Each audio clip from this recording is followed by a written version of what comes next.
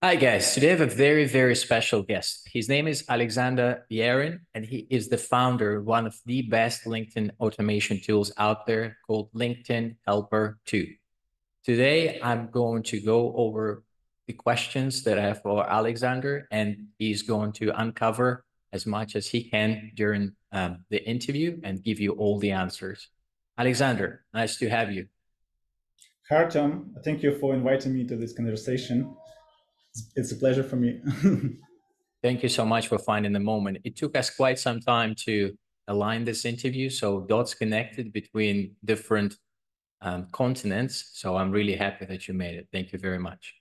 So I'm going to ask you a bunch of questions, and then let's see how this goes. Let's see where our conversation takes us. So the first question I had for you, what exactly is Linked Helper 2, and why is it called that way?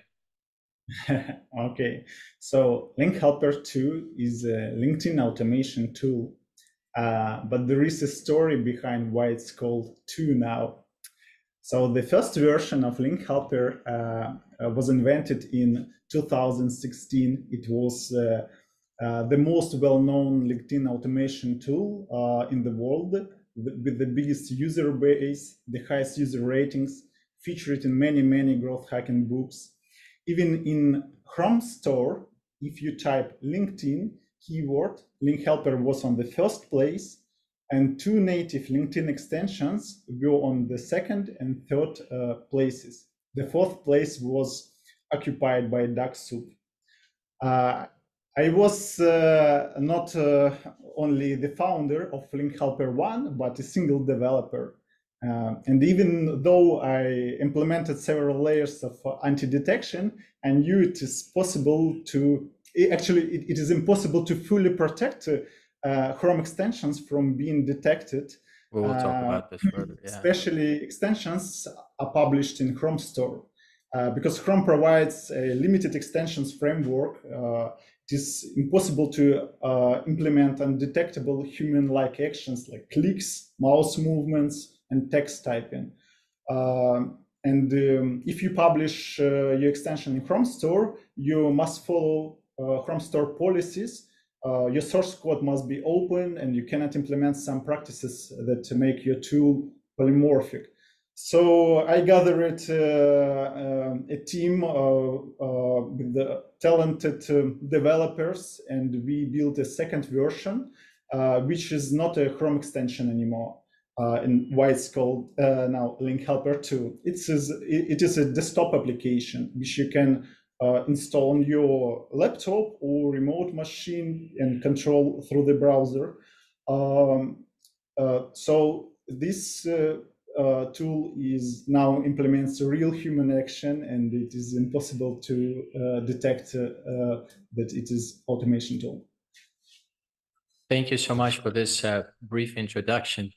And yeah, because for me, it was first time I think I came across, I was like, why is it called Linked Helper 2? It was so weird for me as well. And yeah, but now obviously it makes all the sense because the first one was the Chrome version and the second one is the desktop computer Yeah. type of version, downloadable. Um, thank you.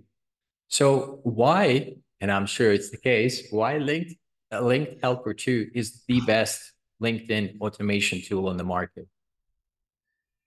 So first of all, I cannot say that Link Helper 2 is the best tool from I all say it's the points of best. I view. say it's the best. But I cannot say.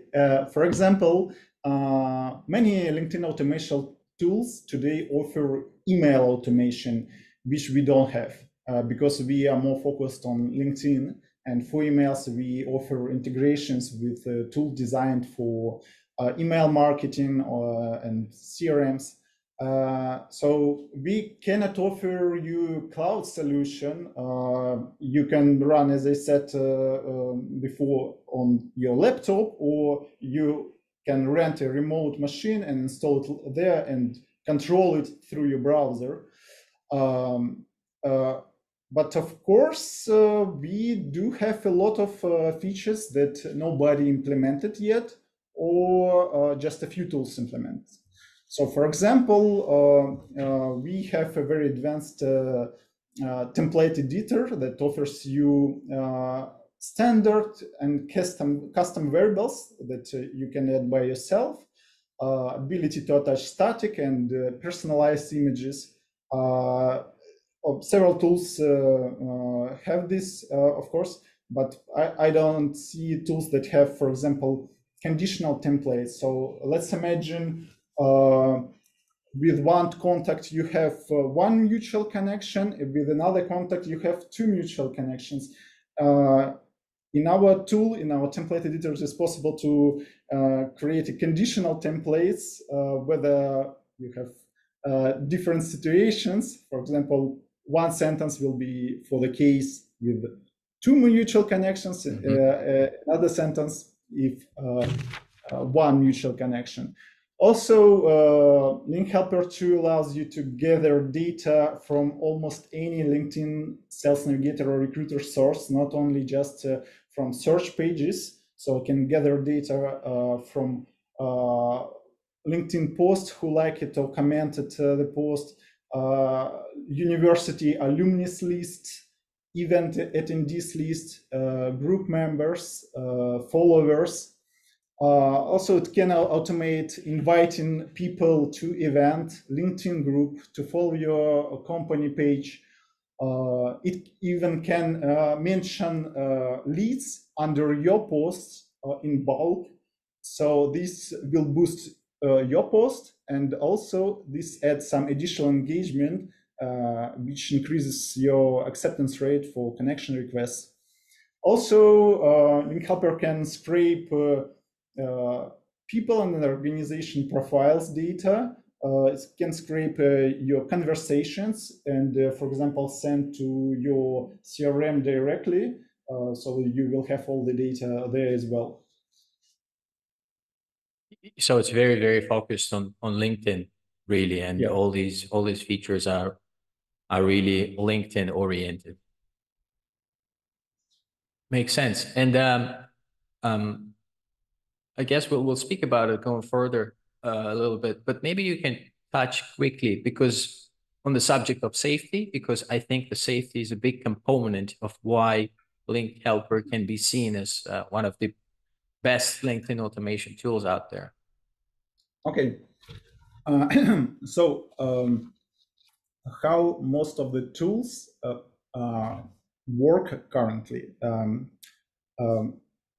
All of them, like let's say 99%, they call LinkedIn API directly. So it's not official API. They open LinkedIn website, open DevTools in the browser, and see what kind of API calls LinkedIn website sends to LinkedIn server in order, for example, to send connection requests, message, etc. And they just see, okay, these API calls, and we will reproduce them on our site in our tools. So the problem with that LinkedIn can unexpectedly add some headers to API calls, change endpoints, and of course, at some point, developers of these tools will notice this. But the problem is that it will be too late. All their users will be already detected at that moment, and they will get at least warning for the first time. But when LinkedIn change again everything, they get a restriction and banned at the end of the day. Another problem is especially related to Chrome extensions.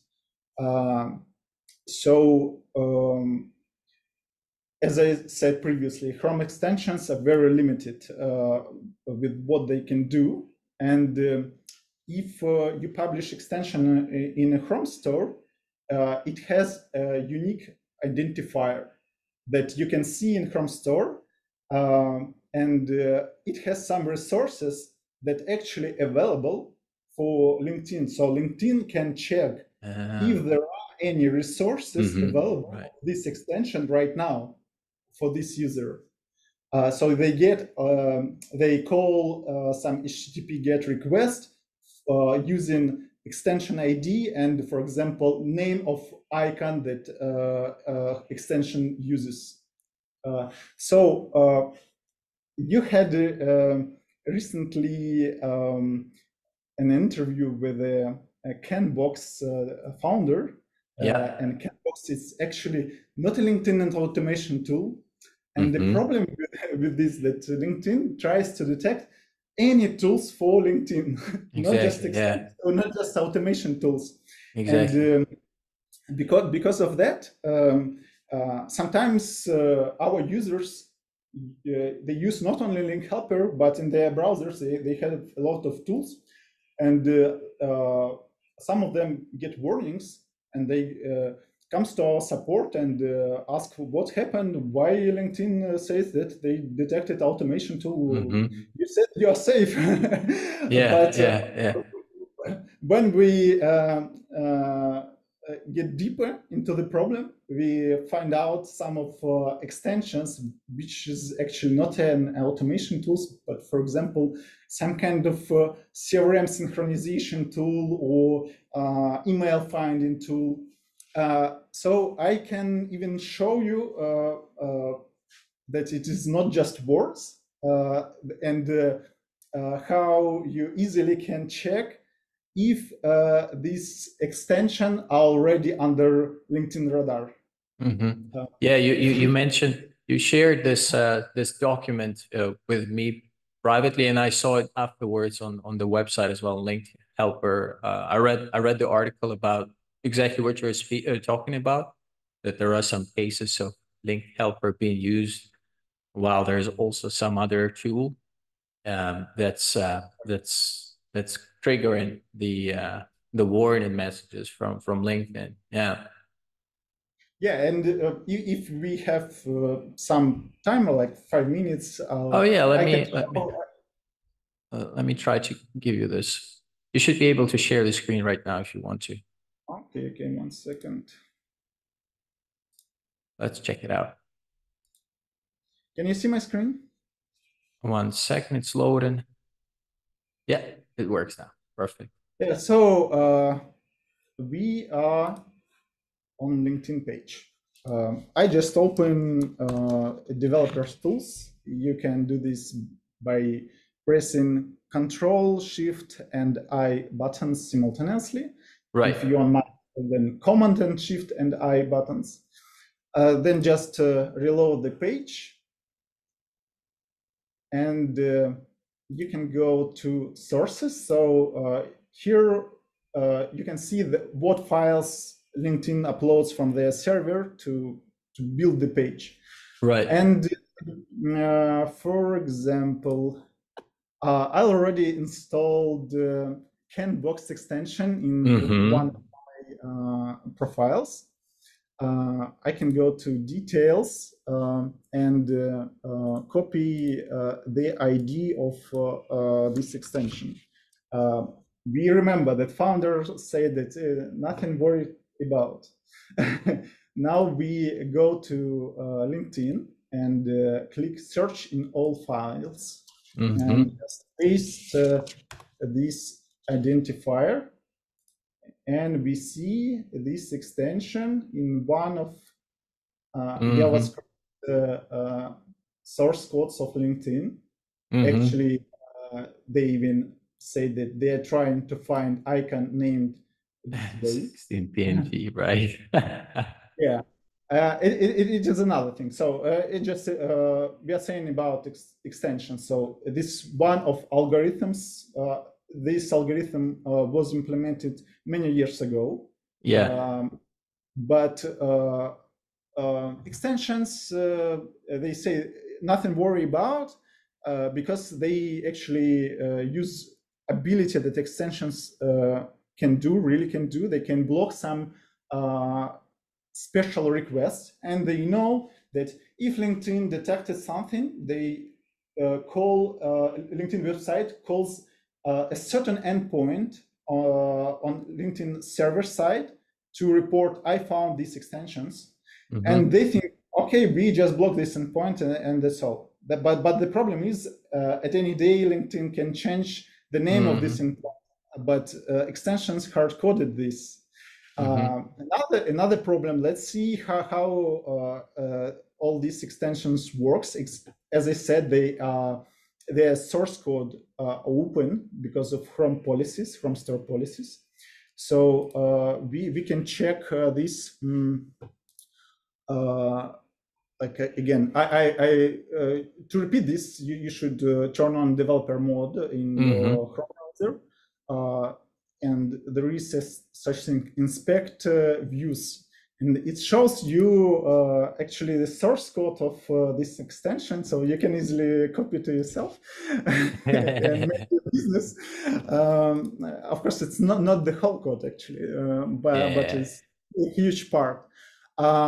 So we can see here that they do direct calls to different LinkedIn endpoints. So for example, one second, something to be more understandable. Refresh connections method. So they call directly this endpoint, just add some parameters. They build their HTTP headers by their own and some technical data. And as I said, at any moment, LinkedIn can add some additional headers to their request. And you can see here that the developers hard-coded headers. In case they change something, they understand, oh, these guys still sends old headers, but we added a new one, and this version of the website on the user side should send new ones. So something wrong here. Let's fix profiles, or at least one of them. And actually, Cloud Tools do the same. Right. They just call API because it's very easy. It's really hard and takes so much time to really click some buttons, random coordinates of these buttons, to type text with the human-like delays, etc. Yeah.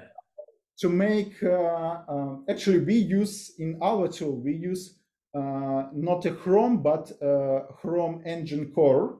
And it's also a little bit different from Chrome browser.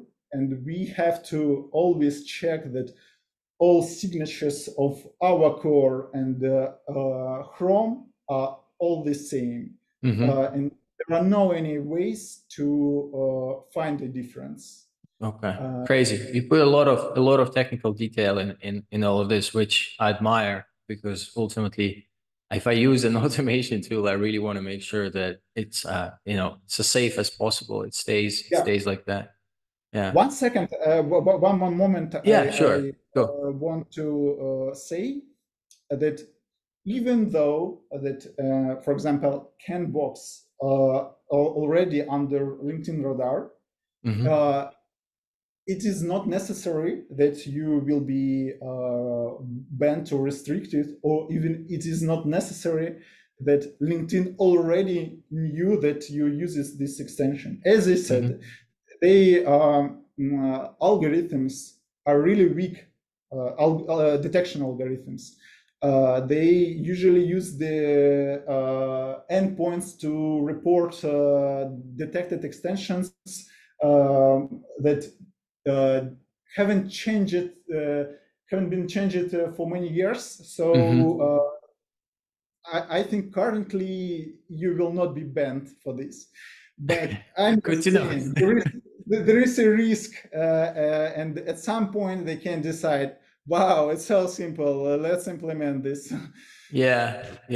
That's what I think every time, because I mean, ultimately, it's why do some people get the notifications, like the warnings, and others do not do this, do not get them? Do you know why this happens, or it is another thing to mention. Even if you don't have any extension, you don't use any automation tools, you can get warning from LinkedIn, and it is very easy. an exercise for you guys to restrict your accounts. You get a word. Just open LinkedIn search page with the profiles and start open profiles in a new browser tab. And after the fifth page, after opening about 50 profiles, it is very likely then that in a few days you will get a warning message, at least a warning or maybe a restriction message. So they are trying to, LinkedIn tries to find users even by their behavior, but the problem is they do this in a very bad way. And if you guys look at lead generation Facebook groups, there are some where their owners they even don't allow you to mention any automation tools. They say you should use only your hands, and that's all. Sometimes you can find that people saying, I haven't used any tools, I don't have extensions, and I was restricted. Okay. Great. So human behavior like that. Interesting. Okay. Okay. Thank you so much for breaking all this down. It's crazy. Like all of this is just it's so it's crazy interesting.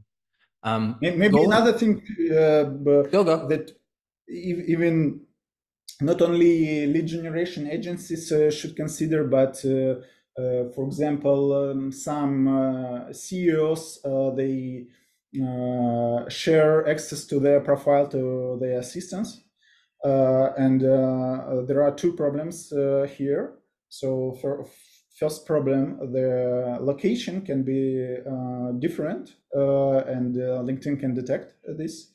And especially if the access was from different countries, it is very likely the account will be restricted. Because according to their policy, you can share your account with somebody, even with your assistant. And another thing, if you will do some stuff simultaneously with you and the assistant, with you or and automation tool, LinkedIn also can detect. So, for example, my advice to people who share their profiles to lead generation agencies, you should decide at what hours you can use your account, at what hours they can use your account. Thank you. Yeah, thank you so much. I did share my account with my VA. Fortunately, I never had any issues. But yeah, I certainly heard about that, and yeah, it's one of those risks, 100%. Going back to Linked Helper as a tool for finding potential clients and just maybe doing some other automation stuff. What are the most popular campaigns that you see people run using Linked Helper too? Yeah, so definitely the most popular campaign is just warm up your leads by following their profiles, by liking or commenting their recent posts, optionally by mentioning them under the post, but it not always works. And then send a connection request. By doing this warm up, you can highly increase acceptance rate, and even very often, before you send connection request, you will get incoming connection request. So you can don't spend your invitation credits. So, and after you send a connection request, send a sequence of messages with 7 days delay between them, and at the end send replies to your CRM. And is it it's within the same campaign, the messages? Yes. Okay. Yes. Gotcha. Yeah, this question is important because I mean it goes to generally the public wisdom and experience is more than what you can come up with yourself individually. So if people are using these things, it's means that they're working, most likely. And when it comes to, I actually wanted to talk to you about the briefly was about the commenting thing, because this is something that I've been particularly, I wouldn't say struggling with, but just curious, because I run a campaign exactly like that. Yeah, so I have this warm up thing going on, the follow up, and the like and the comment. The comment part, is there any way to include, I don't know, the best thing, like at least some sort of like AI generated comments or something, so they're different? Because right now I've got this message that it works pretty well. It just says interest and share, and then people are actually reacting to that because fits my target audience. But maybe there is something else that I can do to improve this message. Yeah, so unfortunately, right now, Link Helper cannot use some kind of ChatGPT to variate these comments. You can add some custom variables to do this job before you start campaign. But we are going to add such feature. I cannot say when, but we really want to do this. Okay, so I'll just wait. But like people, that's what everybody does, right? So you just have some comment that is as generic as Yeah. possible to touch as many people as possible. Actually, some people are afraid to just add generic comments, so they decide, let's just like posts without any comment. Some people, no, it's okay, we will send generic message. Yeah, Thanks for generic sharing us. generic comment. Yeah, yeah.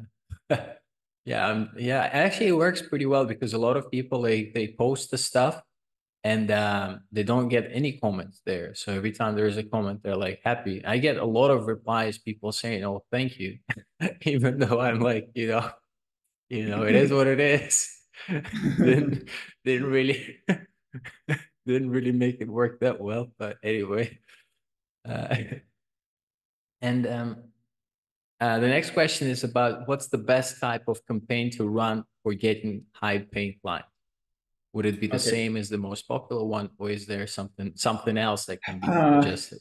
Yeah, actually, it would be the same, but if your audience is too narrow, you should spend some time to clean your list. So when you just build your campaign and gather a lead, for example, from Sales Navigator search page, first of all, it's very likely that there are a lot of leads that are not relevant to you. So you can just clean the list by checking the headline manually or by searching some keywords that are not relevant to you and exclude these people from the list. The second thing I would suggest to probably remove profiles without avatars, because it's very likely that these profiles are fake profiles or at least not active in LinkedIn. So you will spend your connection requests limits credits and your acceptance rate will be lower, and LinkedIn can fine you for that. So it should be considered. And another thing you can do, so you can, again, before running the campaign, you can scrap profiles and people profiles and organization profiles, then download all this data. This will give you some additional tips for deeper personalization, and you get additional data to clean the list because you will see some data that wasn't mentioned in a headline. And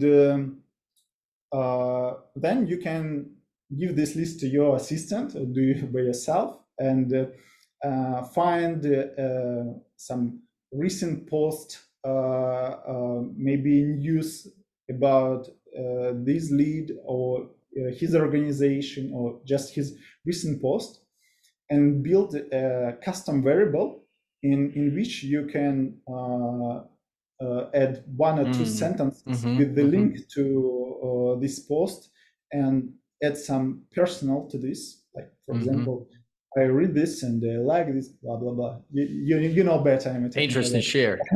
Yeah. So this will give a sense that you really looked at this person, you made your home job. And I also can say another few tips. I see that a lot of pitches in LinkedIn, they are like like a whole screen. One message takes the whole screen. The wall of text. You actually can split these messages into several messages, just sending them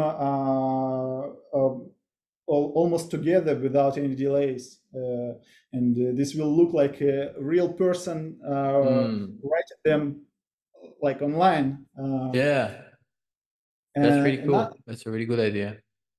Another tip, so if you're using, for example, ChatGPT to build some kind of template for your campaign, usually ChatGPT or even people by themselves, they're too formal, and LinkedIn overwhelmed with this. You can ask ChatGPT to write a template in conversational way. So this will make you like look like a real human, or even add some spelling mistakes in your template. Forget about grammar. It's crazy. We're using AI to appear more human. That's crazy. That's actually really good ideas. I mean, the mistake stuff, yes, I came across that for sure. But breaking the message into the longer message into a few shorter ones and sending them like one after the other, like setting up the campaign that way, that's really good. Because yeah, like especially if you have several links in your template. Oh yeah. In that case, LinkedIn will show previews for each link. Yeah, that's really good. Thanks, Alex. So when it comes to the state of LinkedIn automation tools right now, what is going on? Like what is happening now? So actually, there are hundreds of tools for LinkedIn. Some of them are automation tools. Some of them just scraping or syncing. In the future, they will try to be in automation tools as well. And the automation tools will try to be syncing tools as well. But I see that new tools are coming to the market, but it is almost impossible to them to get any market share because there are already enough robust tools with the big development and marketing teams with the big budgets. So it's harder.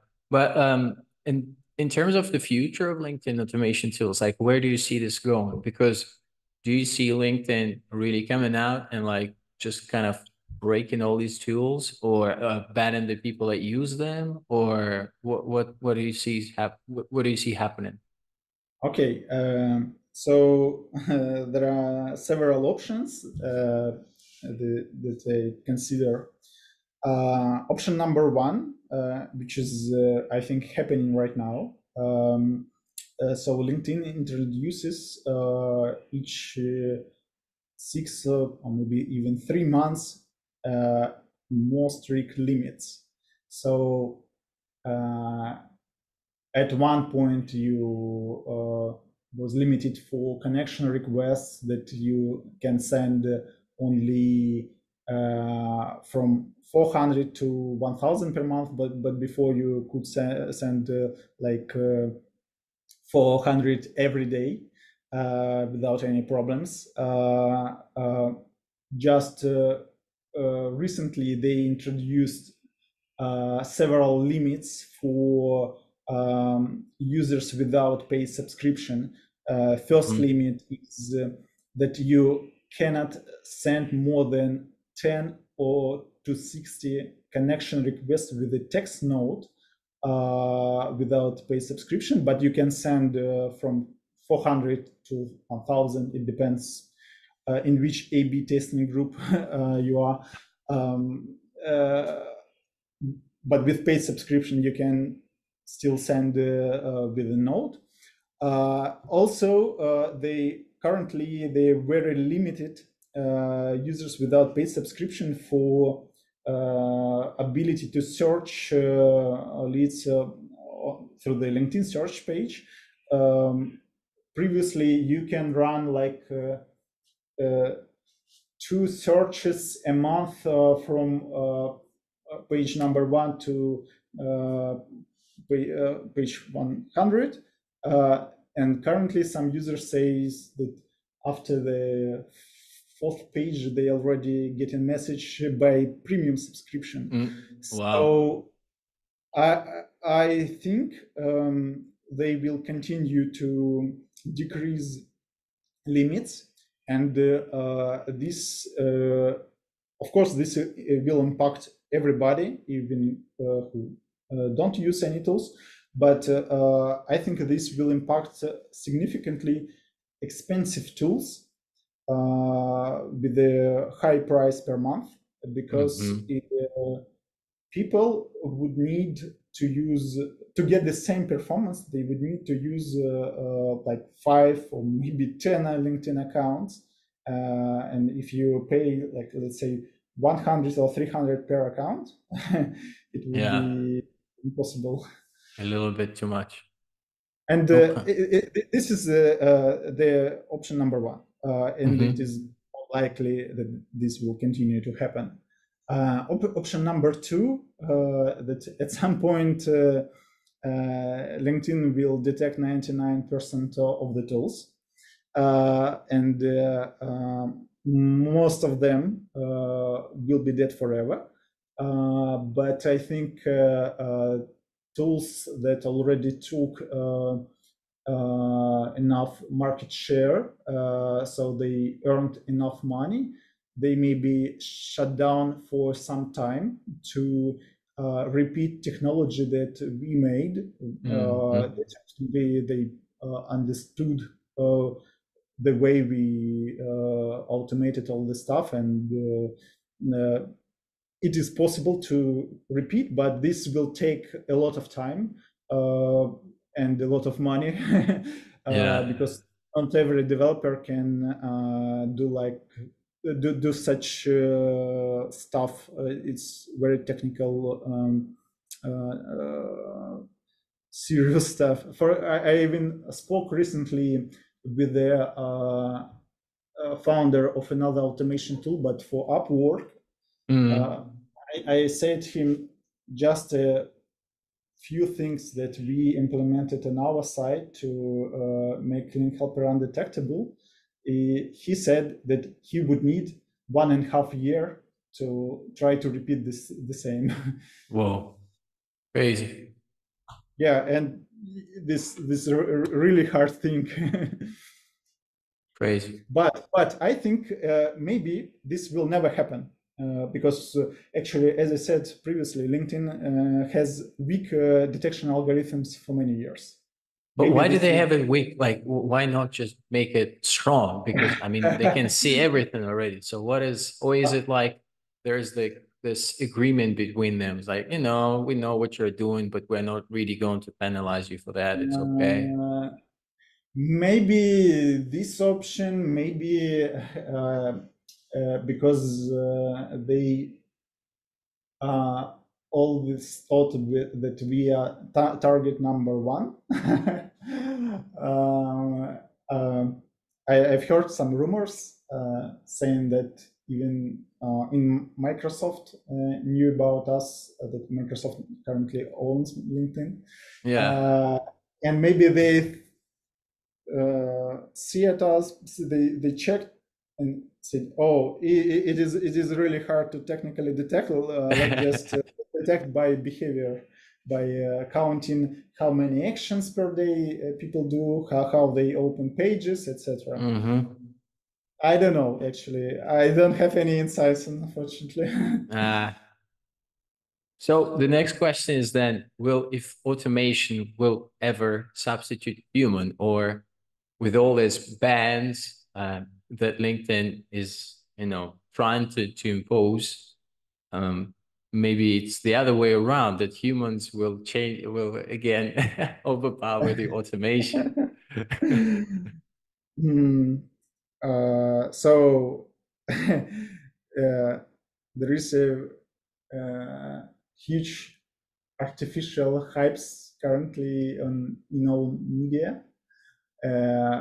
but my answer that yes, at some point, like tools will substitute humans, but maybe in 50 years, or maybe 100 or 200 years, I don't know.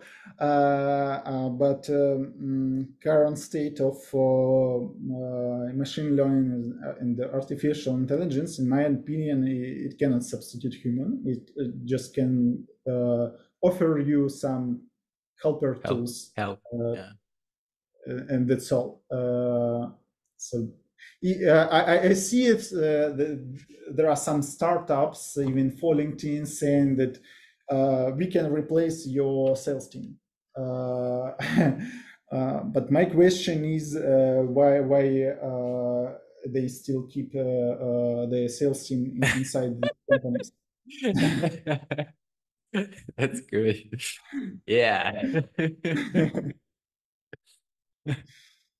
I like it. I like it. Regarding we spoke about the safety already quite substantially, but I just wanted to ask you once again if you can show me that list of extensions that you had in the Google Doc file. It was a spreadsheet file. I think that these are all the extensions that we gathered this list at the end of the previous year. So maybe some additional extensions were already added by LinkedIn.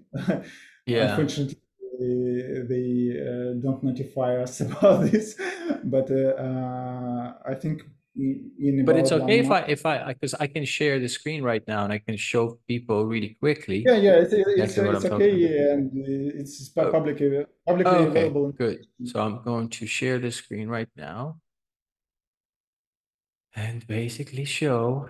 Actually, this list we send to our users and ask them to check whether you have extensions from this list. If you have, please remove it. Yeah. So, I mean, Apollo is here, obviously, but the list is like, it's huge. It's crazy. So, Yeah, and you can check names of the extensions, and you can realize that a lot of these extensions actually are not automation tools. nah, yeah, like Mailshake, for example, crazy. Yeah, it's very long list.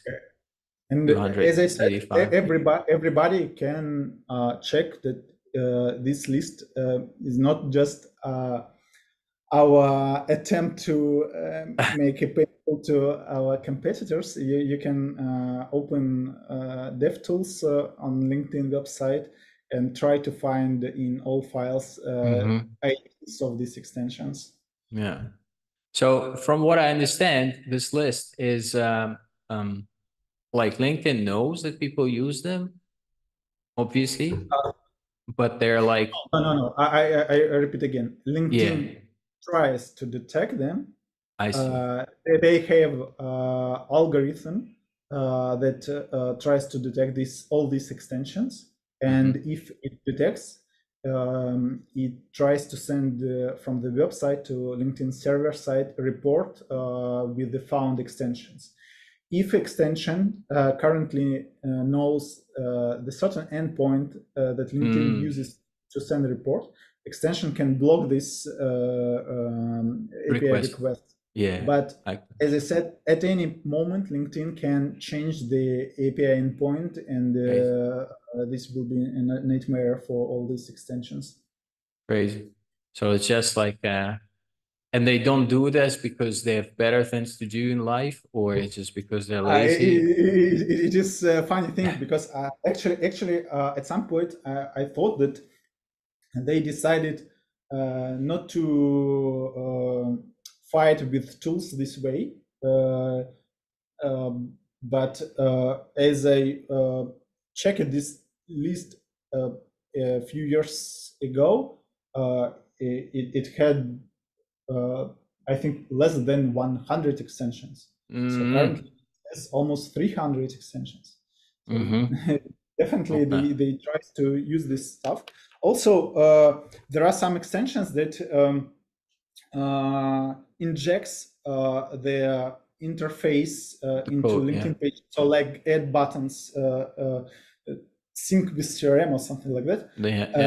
And for that, LinkedIn has another algorithm. Maybe some of developers of these tools don't know about this algorithm, so consider. This algorithm make a snapshot of your page. Let's say every 30 minutes.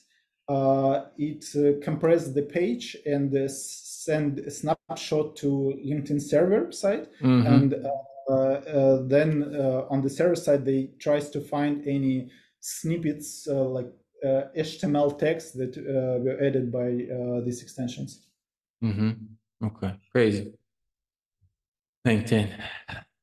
My next question is about something that I would imagine can be important, because like say there are different LinkedIn profiles of people, and some of them have been out there for a while, so they're real people, have been producing content and been interacting with their audience and so on and so forth. So these are really not fresh accounts. So it gave me like a theory about that. Maybe there is some warm-up protocol that you can use in order to improve your standing with LinkedIn. Because say if your standing with LinkedIn is higher, then they're less likely to restrict your account because you're using, for example, a CRM thing like Handbox. Do you feel like that's the case? And if there is any a LinkedIn profile warm-up protocol?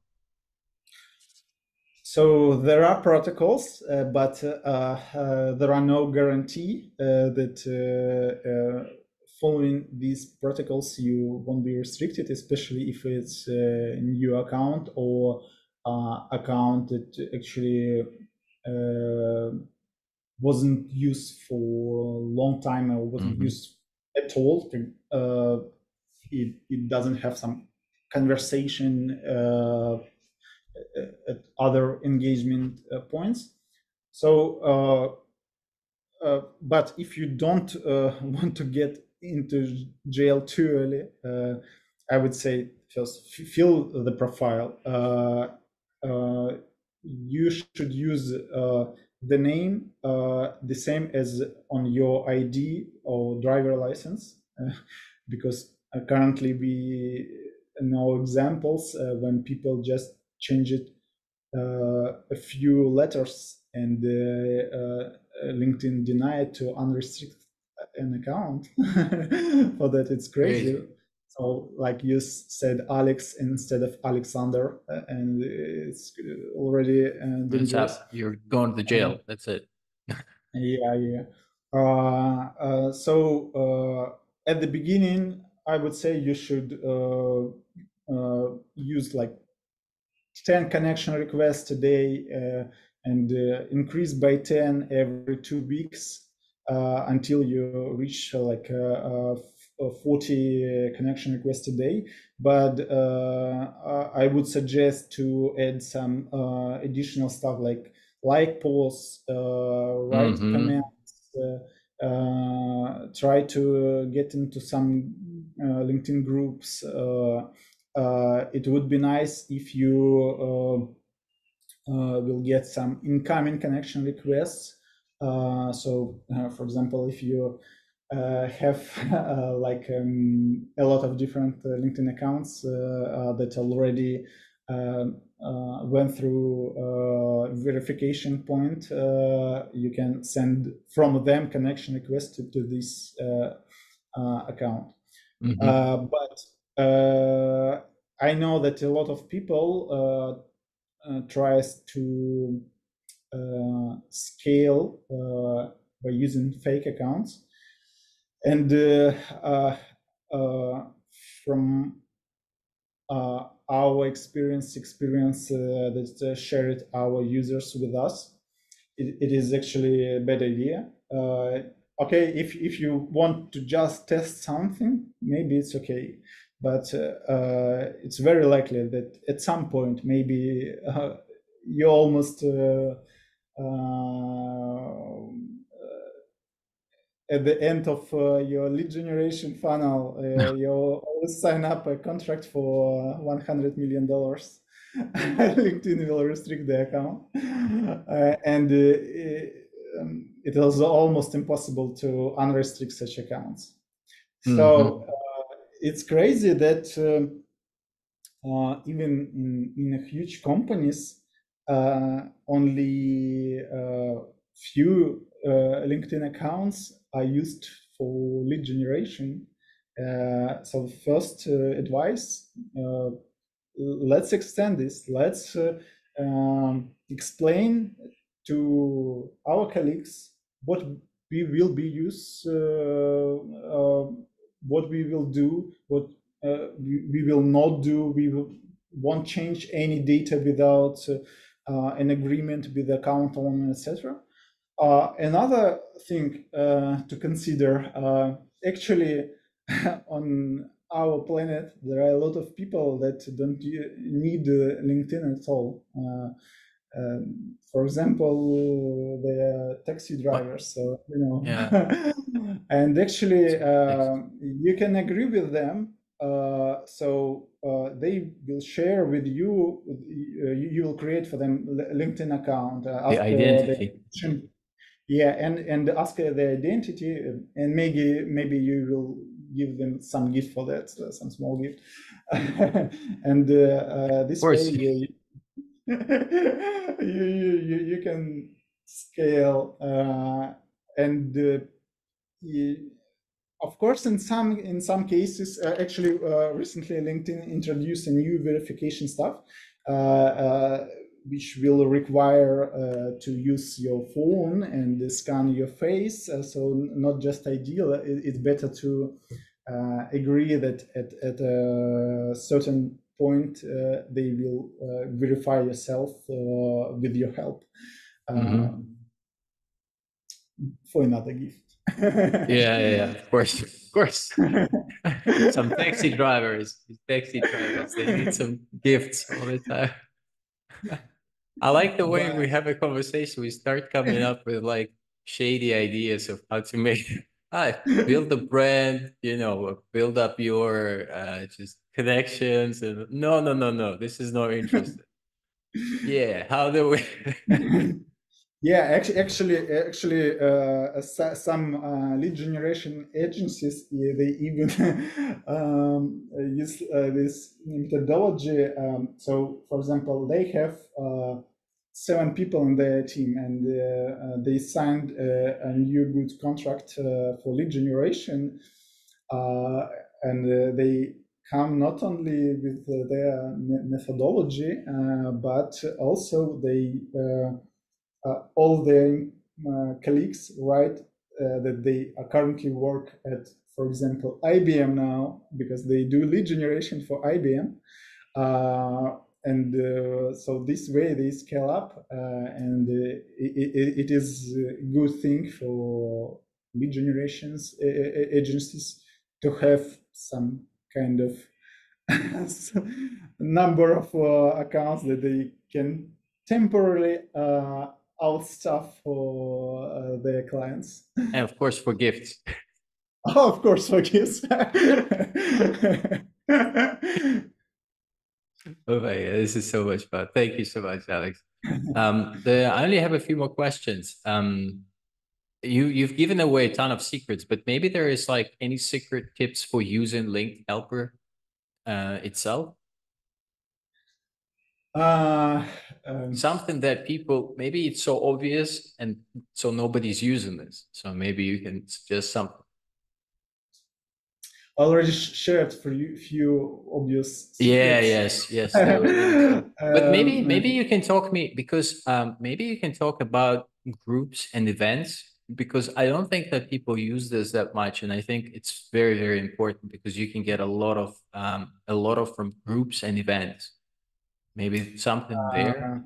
And Link Helper has the functionality to have these. Yeah, actually, we see that a lot of our users know about this stuff. They when they host an event, they they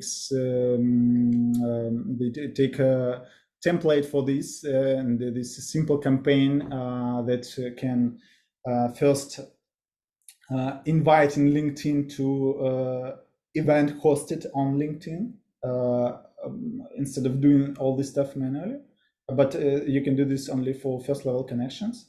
And then it will send a message with the link to this event, additionally asking them already with the text to join this event, maybe give some additional information and ask them after the joining to share with their friends who are relevant to this event. And once an event was hosted, you can, with Link Helper, scrape all people who go on this event, or at least were registered, send, for example, automatically send them video from this event, and then engage additionally for your purpose. And some obvious thing that sometimes, I don't know why, Link Helper users don't understand. They don't understand that they can run a lot of accounts simultaneously with Link Helper on the same machine. Of course, it depends on how much resources on this machine, but the main idea that Link Helper license is, I think, really cheap. Yeah, it's very resourceful. I would like to call it that way. Even if they decide to take a remote machine, for example, for $100 per month, they can host them like 10 LinkedIn accounts. And if you count all this together, it will be much cheaper than any cloud solutions on the market. Thank you. So actually, this stuff is useful for agencies, because what we noticed when cloud solutions just started coming up on the market, some our users who had a few accounts, they switched to cloud solutions because they don't need to run Link Helper on their machine. But then they notice, first of all, instability, and when they scale, they thought, oh wow, we are spending so much money for this. It's better to maybe read an article how to host Link Helper in cloud by themselves. And even for that reason, we recently introduced ability. If you hosted Link Helper on remote machine, you don't need to connect to this machine. You can use your web browser to control Link Helper hosted there. Brilliant. Thank you. Thank you for sharing. I've got two more questions. So the second last question is what are you working on at the moment? What are future updates? So currently we're working to make this remote control stuff more convenient for our users because I probably not said previously, but Link Helper actually you can use like a browser and work with LinkedIn manually. You see LinkedIn like in Chrome.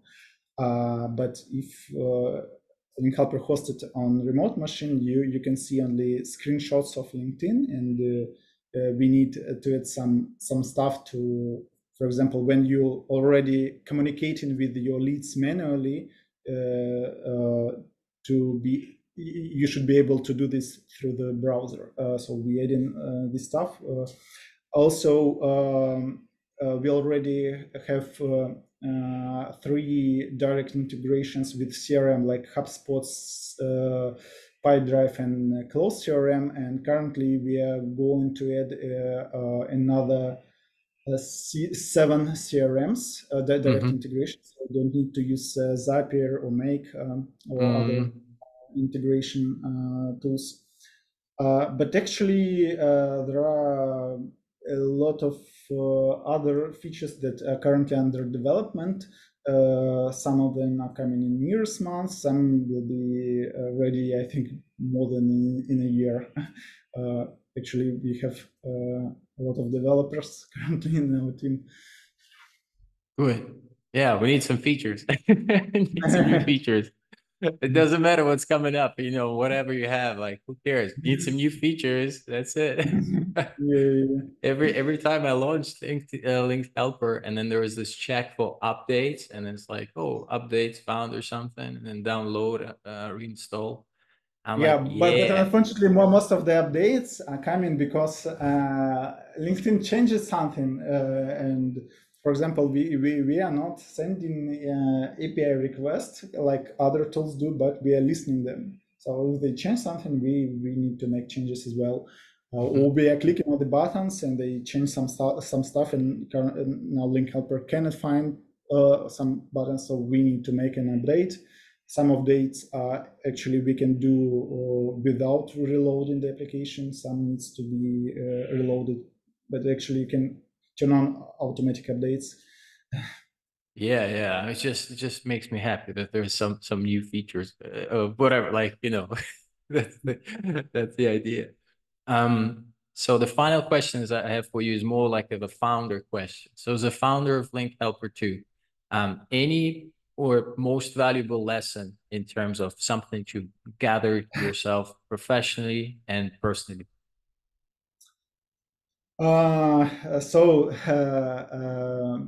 The advice, just don't give up, and if everything goes wrong, just do your best, and in case if you fail, you will not blame yourself too much because you did your best. In my case, at some point with Link Helper 1, when we already we were under development of Link Helper 2, but it wasn't ready yet. It was at the middle of 2019. LinkedIn, we were able to detect Link Helper 1, and it showed that to our users, you are using Link Helper. If you continue, we will block your accounts forever. Oh my God, that must be horrible. I'm just thinking about it. It was nightmare, and Yeah.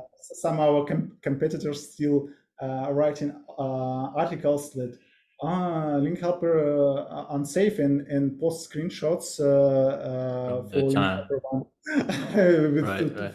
totally different interface, etc. So at that point, for example, I could decide that Actually, I knew that I made one stupid mistake with the anti-detection algorithm. I removed one layer, but when this had happened, I thought maybe I should say sorry and say, wait, please wait for another 9 months until Link Helper 2 will be finished. Yeah. But I took a hard time to just working day and night and finally found the breach, fixed it, tested it for 2 weeks, said sorry to all users, added them that like if somebody had 3 months license, I gave them another 3 months. Obviously, gifts, yeah. Gifts, yeah, gifts are good. And actually, about 70% of our users forgave us immediately. Yeah. And the hard thing was after that we said them that everything is okay now. You can now safely use Link Helper 1. Right. Some of them said I still getting warnings, and my colleagues from support, maybe this is the end. Maybe we should close the company. I said, guys, you should wait because I knew that we definitely closed all the breaches, and this is the most likely. It just was this stuff that if LinkedIn detected use someone, it continues every 2 months, repeat this warning, even if you already removed the extension. Mm-hmm. This happened just for a few users. Maybe they used something else, maybe because of Right. that. but at the beginning, it looks like. Yeah, we closed it all, but not really, but we did. But actually, I at that time I implemented a really good protection layers. I still don't see even near such protection layers for other extensions on the market. But as we was on the first place, they targeted us very much. Yeah, I would imagine that. Yeah, you have to have like a scapegoat for to Yeah. blame, so everybody sees and understands what's going on. Yeah, thank you very much for clarifying this, because and this is important lesson, huge, because I mean you had it all running and then all of a sudden like, oh, it's all of it is bad, as if. Yeah, and then you're like, okay, what do we do? So yeah, thank you for sharing. This must have been a very tough time at the time, but you bounced back nicely, and thank you for the second tool. Thank you for the second edition Thank you for this for another very user. interesting conversation. Alexander, thank you so Yeah. much for the interview. It's been absolutely amazing. I'll have all the links at the bottom of the video. If there's anything else you wish to say, this is a moment. If not, thank you very much. First of all, thank you for this meeting, for this conversation. I can just wish to all our viewers to not get restricted and get a lot of high-paying leads. Yeah, that's the word. Thank you so much. Thank you. Bye.